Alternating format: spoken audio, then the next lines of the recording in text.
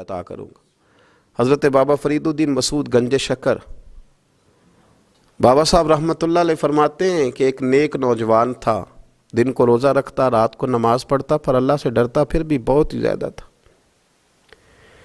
بڑا ہی ڈرتا تھا۔ موت کا وقت آیا تو ماں ہی تھی بس اس کی، تو ماں سے کہنے لگا اماں تو میری ماں ہے، میرے ساتھ 3 وعدے تو کر۔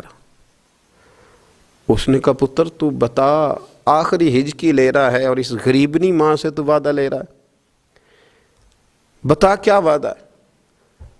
تو عرض کرنے لگا اماں جب میں مر جاؤں نا تو میرے گلے میں رسی ڈال کے تو مجھے گھمانا گھر کے صحن میں، اور لوگوں کو کہنا جو رب کی نافرمانی کرے اس کا یہی حال ہوتا ہے۔ یہ اعلان کرنا جو اللہ کے نافرمان ہوں ان کا یہی حشر کیا جانا چاہیے۔ اور اماں پھر دوسرا وعدہ کر،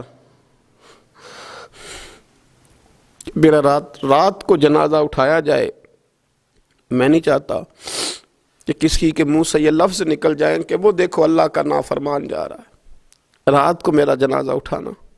اور اماں تیسرا میرے ساتھ وعدہ کر کہ لوگ مجھے دفن کر کے آ جائیں گے تو میری قبر پہ چلی جائے گی، عمل میرے پاس کوئی نہیں، پر مجھے لگتا ہے ماں کے قدموں کی برکت سے عرش کا مالک بھی رحم فرمائے گا۔ اماں تو وعدہ کر، میرے ساتھ وعدہ کر۔ بابا صاحب رحمۃ اللہ علیہ فرمانے لگے کہ بوڑھی ماں نے وعدہ کر لیا، کہا بیٹے ٹھیک ہے، اگر تیری یہی ضد ہے تو میں تیار ہوں۔ پھر اس نے کلمہ شہادت پڑھا، اس نوجوان کی روح پرواز کر گئی، بوڑھی ماں نے رسی منگائی تو ولی من خاف مقام ربہ جنتان، جو ڈر جائے، اس نے تو کہا تھا نا کہ رسی ڈال کے گھمانا اور کہنا یہ اللہ کا نافرمان ہے، اس کا یہی اشر ہونا چاہیے تھا۔ لیکن جب ماں گلے میں رسی ڈالنے لگی تو گھر کے ہر کونے سے آواز آنے لگی، خبردار یہ رب کا دوست ہے، اللہ کے دوستوں کے ساتھ اس طرح کا معاملہ نہ کیا جائے، اسے چھوڑ دیا جائے۔ اور کہا تمہیں کچھ بھی اور کرنے کی ضرورت نہیں ہے، یہ تو رب کا دوست ہے اور رب کی بارگاہ میں حاضر ہو گیا۔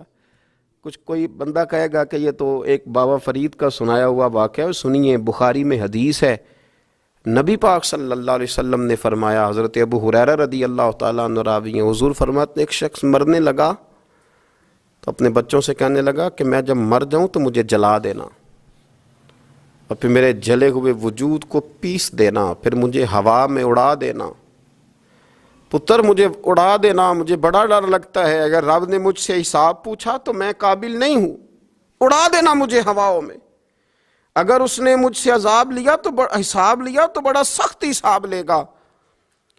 حضور فرماتے ہیں، بخاری میں موجود ہے، اس کے بچوں نے اسی طرح کیا، اس کے مرنے کے بعد اسے جلایا، ہوا میں اڑا دیا۔ اللہ کے محبوب فرماتے ہیں رب کریم نے حکم دیا زمین کو کہ اس کے ذرات کو جمع کرو، زمین نے ذرے جمع کیے، خدا نے حکم دیا تو اس کا وجود پھر سے اسی شکل میں آیا۔ تو رب کریم نے فرمایا یہ جو تو نے وصیت کی تو کیوں کی؟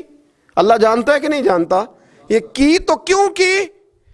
تو رو پڑا، کہنے لگا اللہ میرے اندر تو طاقت نہیں تھی تیرے سامنے کھڑا ہو کے حساب دے سکوں، تجھے منانے کے لیے تیرے خوف سے ڈر گیا، میں ڈر گیا۔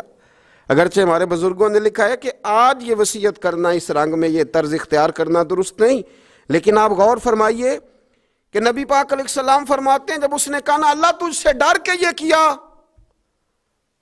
تو رب کریم نے فرمایا جا پھر میں نے تیری مغفرت کر دی، کیونکہ اللہ کو پتہ تھا یہ دل سے بات کر رہا ہے۔ ایک چوتھی بات